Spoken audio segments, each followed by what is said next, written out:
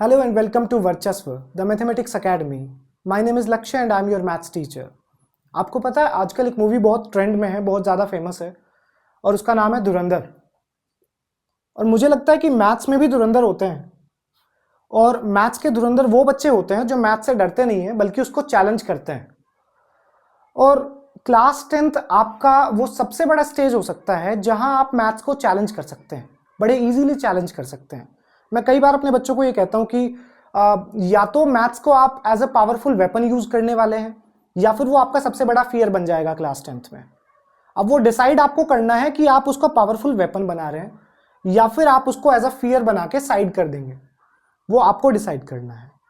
आपको पता है कि अगर हमें मैथ्स का धुरंधर बनना है तो हमें एक एक डिटेलिंग जानना बहुत ज़रूरी है, हमें हर चीज़ के बारे में पता होना चाहिए। और जब हम लोग ऐसी स्टेज पे हैं जहां से हम लोग क्लास 10th को स्टार्ट करने वाले हैं और एंडिंग में जाके हम लोग बोर्ड एग्जाम्स देंगे, तो हमें अपने सिलेबस के बारे में जानकारी होना बहुत ज़रूरी है।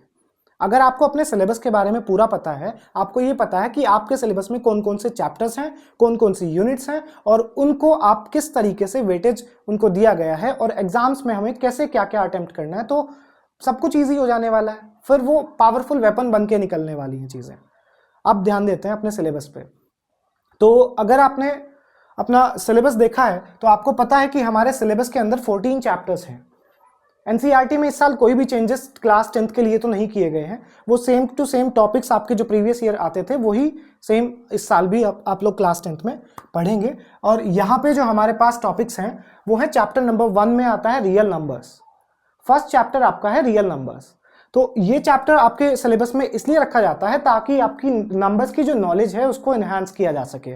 आपने प्रीवियस क्लासेस में जितने भी चैप्टर्स नंबर से रिलेटेड पढ़े हैं, आपने जितने भी टाइप्स ऑफ नंबर्स पढ़े हैं, वो सारे नंबर्स इसमें यूज होने वाले हैं। जैसे आपने रेशनल नंबर्स के टॉपिक पढ़े हैं, आपने इरेशनल नंबर्स के टॉपिक पढ़े हैं, या आपने एलसीएम एचसीएफ फाइंड आउट करना सीखा है, प्राइम फैक्टराइजेशन मेथड सीखे हैं, तो वो सब कुछ आप लोग इस चैप्टर में इसका थोड़ा सा एडवांस वर्जन पढ़ने वाले हैं। और फिर आता है आपका पॉलिनोमियल्स। अब ये जो टॉपिक है polynomials, chapter 3 pair of linear equations in 2 variables, आप रीड कर सकते हैं this quadratic equation and arithmetic progression. ये आपके जो 2, 3, 4 एंड 5 ये जो आपके 4 चैप्टर्स हैं ये अलजेब्रा के हैं। अलजेब्रा अलग से एक ब्रांच होती है मैथ्स में, ये उसके टॉपिक है, राइट। तो जो पेयर ऑफ लीनियर इक्वेशंस है या पॉलिनोमियल्स है, सबसे पहले पॉलिनोमियल्स की बात कर लेते हैं। चैप्टर नंबर 2, ये अगर आप ये होता तो बहुत छोटा सा चैप्टर है। पॉलिनोमियल्स आप सभी जानते हैं, 9th क्लास में पढ़ के आए हैं, तो ये होता तो बहुत छोटा सा चैप्टर है, बट ये पूरी अलजेब्रा का किंग होता है क्लास 10th में। अगर आपको ये चैप्टर समझ आ गया, जो कि बहुत इजीली समझ आ जाएगा, और ये समझ आने के बाद आप इसको इंटरलिंक्ड कर सकते हैं पूरे तरीके से क्वाड्रेटिक इक्वेशंस के साथ, क्योंकि आप यहाँ भी क्वाड्रेटिक पॉलिनोमियल पढ़ते हैं और उसको जब आप इक्वेट करा देते हैं 0 से तो वहाँ पे क्वाड्रेटिक इक्वेशंस बन जाती हैं।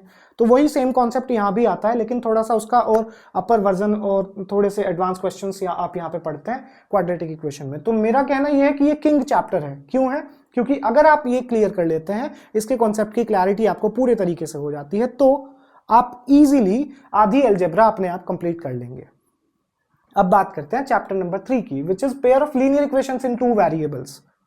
आप देख रहे हैं पेयर ऑफ लीनियर इक्वेशंस, ये आपने लास्ट ईयर भी पढ़ा है पर इस साल भी आपको पढ़ना है। यहां पे क्या है, यहां पे ये वाला जो चैप्टर है ये आपकी थिंकिंग को स्ट्रॉन्ग करता है, आपको बताता है, आपको रियल लाइफ बेस्ड एग्जांपल्स देता है और उसमें आपको पता चलता है कि आप किसी एग्जांपल को या किसी प्रॉब्लम को जो रियल लाइफ से जुड़ी हुई है, आप उसको कितने तरीके से सॉल्व कर सकते हैं। अब सॉल्व करने के बहुत सारे तरीके हैं। सपोज हम लोग ग्राफिकल मेथड से सॉल्व कर सकते हैं, हम लोग एल्जेब्रिक मेथड से सॉल्व कर सकते हैं, राइट। सब्स्टिट्यूशन मेथड्स होते हैं, एलिमिनेशन मेथड्स होते हैं, बहुत टाइप के मेथड्स होते हैं। तो उनमें से आप जो बेस्ट चुनते हैं, वो चुनने की जो ताकत है, वो एनालिटिकल थिंकिंग जो आपकी होती है, क्रिटिकल थिंकिंग जो होती है, उसको डेवलप करने के लिए ये चैप्टर सबसे ज्यादा इंपॉर्टेंट है। और ये रियल लाइफ बेस्ड एग्जांपल्स पे बेस्ड होता है, तो ये बहुत ही बढ़िया चैप्टर होता है। आगे आते हैं, दिस इज क्वाड्रेटिक इक्वेशंस। मैंने आपको बताया कि ये चैप्टर पॉलिनोमियल से जुड़ा हुआ है थोड़ा सा, और थोड़ा सा पार्ट इसमें एक्स्ट्रा होता है जो नेचर ऑफ रूट्स को एक्सप्लेन करते हैं, तो ये अलजेब्रा का ही पार्ट है, वही सेम। अब आते हैं, बात करते हैं चैप्टर नंबर 5 की। ये मेरा पूरी क्लास 10th का सबसे फेवरेट चैप्टर है, मेरा पर्सनल फेवरेट है, क्योंकि उसके पीछे रीजन होता है कि अरिथमेटिक प्रोग्रेशन, ये सीक्वेंस वाला चैप्टर है एक्चुअल में। इस चैप्टर में क्या होता है, इस चैप्टर के अंदर आप कुछ सीक्वेंसेस पढ़ते हैं और ये चैप्टर जो है ना, ये सक्सेस को रिप्रेजेंट करता है। सक्सेस का मतलब होता है कि छोटे छोटे स्टेप्स जब आपस में जुड़ जाते हैं, आपस में मिल जाते हैं, तो एक बड़ा सा कुछ रिजल्ट देते हैं। तो बिल्कुल सेम एपी होती है कि ये आपको सक्सेस का मंत्र सिखाती है। बताऊंगा जब हम लोग इस चैप्टर को पढ़ेंगे इन फ्यूचर। तो ये जो एपी वाला जो चैप्टर होता है ना, ये वही है कि आप स्टेप बाय स्टेप कुछ काम कर रहे हैं और आपको एंड में बहुत सारा रिजल्ट, बहुत बड़ा रिजल्ट मिलने वाला है। तो ये कंसिस्टेंसी सिखाता है आपको, राइट। अब आते हैं ट्रायंगल्स पे। चैप्टर नंबर 6 आपके सिलेबस में होता है ट्रायंगल्स। ये जो चैप्टर नंबर 6 है ट्रायंगल्स, ये आपका ज्योमेट्री का पार्ट होता है। लास्ट ईयर आपने कॉन्ग्रुएंसी पढ़ी है, आपने कुछ थ्योरम्स पढ़ी हैं, थ्योरम्स के प्रूफ्स पढ़े हैं। तो ये उसी चैप्टर जैसा है, बिल्कुल उसी कॉन्सेप्ट को हम लोग आगे एक्सटेंड करते हैं। वहां आपने कॉन्ग्रुएंसी पढ़ी है 9th क्लास में, और यहाँ पे आप सिमिलैरिटी का टॉपिक पढ़ने वाले हैं। तो इस चैप्टर के अंदर, ट्रायंगल्स के अंदर, कुछ प्रूफ्स होंगी, कुछ थ्योरम्स होंगी जो आपको सीखनी होती है। अब यहाँ पे तो पता है क्या होता है कि आप इसको जितना रखने की कोशिश करेंगे ये चैप्टर बिल्कुल समझ नहीं आएगा, लेकिन जब आप इसके कॉन्सेप्ट्स को समझेंगे, जब आप इसके कॉन्सेप्ट्स को क्लियर करेंगे ना, ये अपने आप समझ आने लगेगा। और यही सबसे वो चीज़ है, अगर आपको ये चैप्टर ये आपने स्ट्रॉन्ग कर लिया ना, तो आपके मैथ्स में 80 आउट ऑफ 80 आने के चांसेस बहुत ज़्यादा बढ़ जाते हैं, क्योंकि यहीं पे अटकते हैं मोस्टली सारे बच्चे, है ना। आगे बढ़ते हैं। इसी के जैसा एक और चैप्टर आपके सिलेबस में है, chapter number 10 which is circles. ये भी ज्योमेट्री का पार्ट है। इसमें भी वही सर्कल्स जो आपने 9th क्लास में पढ़ा, उसी को हम लोग, उसी के कुछ टॉपिक्स को आगे एक्सटेंड करते हैं और उनसे रिलेटेड हम लोग कुछ प्रूफ्स, कुछ थ्योरम्स हम लोग पढ़ते हैं। बस ये चैप्टर भी क्या बोलते हैं, ज्योमेट्री का पार्ट है, और ये भी चैप्टर ज्योमेट्री का पार्ट है। अब आते हैं 7th चैप्टर पे विच इज कोऑर्डिनेट ज्योमेट्री। आपको ये दिखाई दे रहा है कोऑर्डिनेट ज्योमेट्री, आप बचपन से पढ़ते आते हैं। क्लास 7th में आपने कोऑर्डिनेट ज्योमेट्री पढ़ी है, आपने क्लास 8th में कोऑर्डिनेट ज्योमेट्री पढ़ी है, 9th में पढ़ी है, और फिर से आपको क्लास 10th में कोऑर्डिनेट ज्योमेट्री पढ़ना है।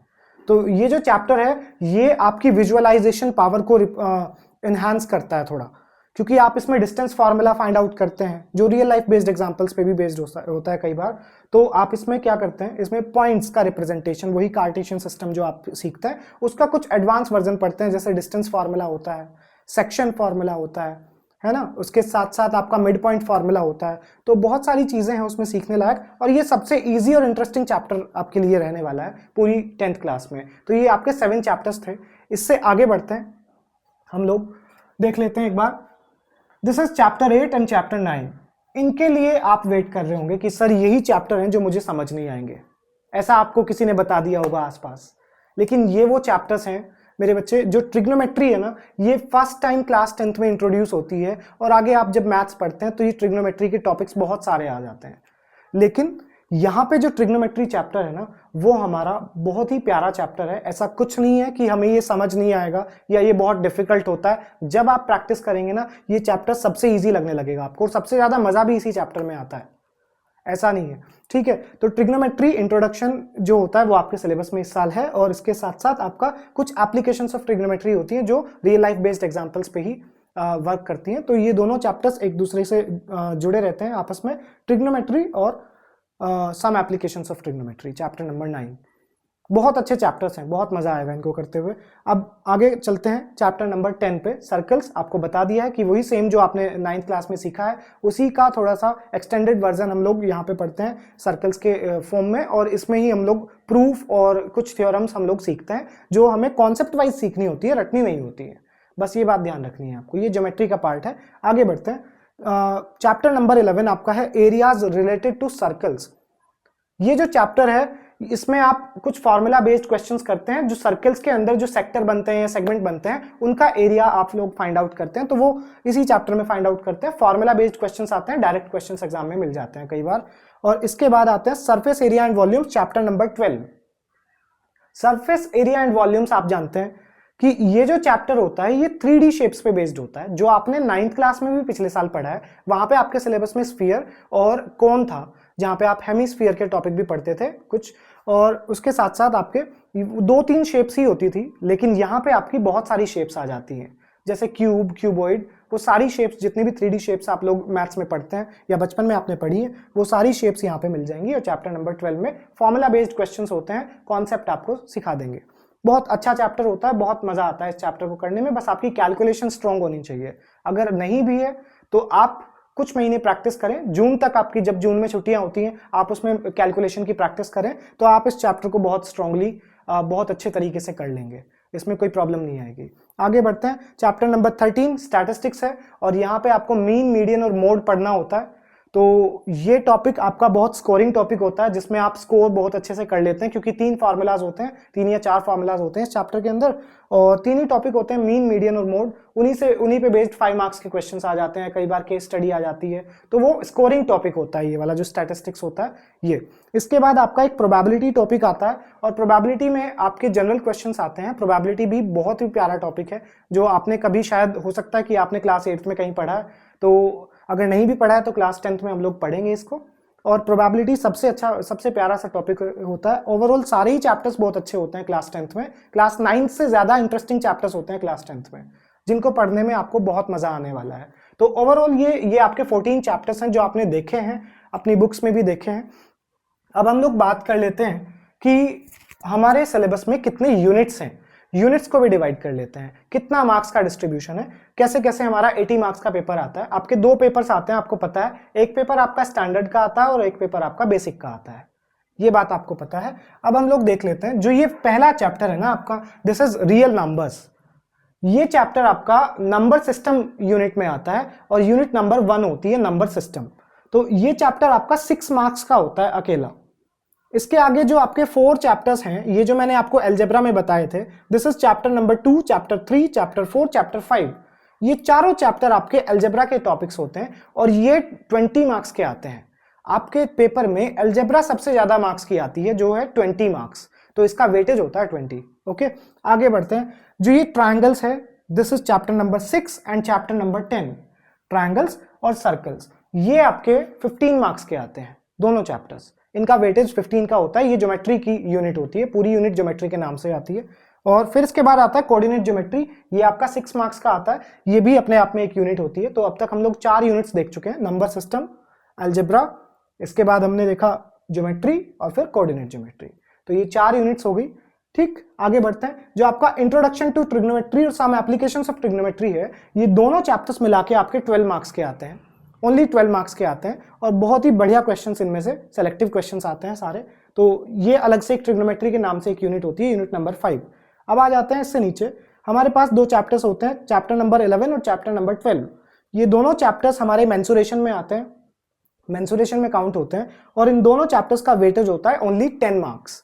ये दोनों चैप्टर्स 10 मार्क्स के आते हैं। इसके अलावा जो 11 मार्क्स का जो टॉपिक बच जाते हैं वो अलग से 7th यूनिट में आते हैं, which is statistics and probability.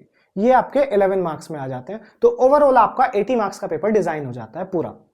अब हमने सिलेबस भी जान लिया, हमने ये भी जान लिया कि हमारे सिलेबस में 7 यूनिट्स होती हैं और उनका वेटेज क्या क्या होता है। बट खाली सिलेबस को जानने से कुछ नहीं होने वाला है, आपको इस पे वर्क करना पड़ेगा। आपको अपने आप को, मैंने स्टार्टिंग में कहा था कि आपको मैथ्स को चैलेंज करना पड़ेगा।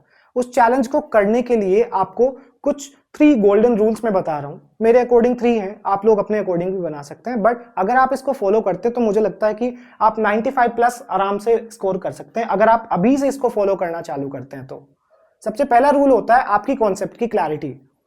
अगर आपने अपने कॉन्सेप्ट को बहुत अच्छे से क्लियर किया है, उसके बाद आपने क्वेश्चंस अटेम्प्ट किए हैं, तो आप 50% बहुत अच्छा स्कोर करेंगे। आपका 50% काम हो गया जब आपने अपने कॉन्सेप्ट को स्ट्रॉन्ग कर लिया है। जब तक आपका कॉन्सेप्ट क्लियर नहीं है तब तक आप क्वेश्चंस अटेम्प्ट ना करें। सबसे पहला टास्क होता है अपने कॉन्सेप्ट को क्लियर करना माइंड से, पूरे तरीके से। आप सेल्फ स्टडी से करते हैं ऐसे करें, आप टीचर्स की हेल्प लेते हैं तो बहुत बढ़िया बात है, और आपको ये कॉन्सेप्ट क्लियर करने आने चाहिए। तो सबसे पहला टास्क होता है आपकी कॉन्सेप्ट की क्लैरिटी। दूसरा नंबर होता है अपनी मिस्टेक्स से सीखना। अगर आप अपनी मिस्टेक्स से सीख रहे हैं, आपने जो मिस्टेक्स की है आप उसे दोबारा रिपीट नहीं करेंगे। अगर आपने वो दोबारा रिपीट की है तो आपने कहां उसमें दोबारा मिस्टेक की है वो आप एनालाइज जरूर करें। अपना सेल्फ एनालिसिस बहुत जरूरी है। अगर आप मिस्टेक्स करते हैं तो उससे आप सीखें कि नेक्स्ट टाइम मुझे ये नहीं करना है। तो आपका 70% काम हो गया। अब लास्ट में आती है आपकी प्रैक्टिस। आप अगर डेली प्रैक्टिस कर रहे हैं, आप पहले दिन से लगे हुए हैं और एंडिंग डे तक, जब तक आपके बोर्ड एग्जाम्स नहीं हो जाते हैं तब तक आप पढ़ते हैं, डेली आपने प्रैक्टिस किया है, पूरे तरीके से आप लगे हैं। आपको ज्यादा कुछ नहीं करना। आपको स्टार्टिंग में 1 से 1.5 घंटा अपने लिए सेल्फ स्टडी के लिए निकालना है। धीरे धीरे उसको इंक्रीज करते जाना है। जब आप सेल्फ स्टडी करेंगे ना तो आपको अपनी मिस्टेक्स पता चलेंगी, आपका कॉन्सेप्ट भी वहीं से क्लियर होगा कि मैं कहां पे कैसे कैसे मिस्टेक्स कर रहा हूं। आपके पास अभी टाइम है, लेकिन एंडिंग तक जाते जाते टाइम नहीं रहता है, इसीलिए तो ये चीज़ें सीखो और ये चीज़ें करनी है आपको। तो क्लास 10th अगर आप ये चैलेंज लेने के लिए तैयार हैं तो मैं आपके साथ 100% आपको स्टेप वाइज पूरे स्टेप बाय स्टेप में आपको गाइड करने वाला हूँ इस साल। Thank you so much.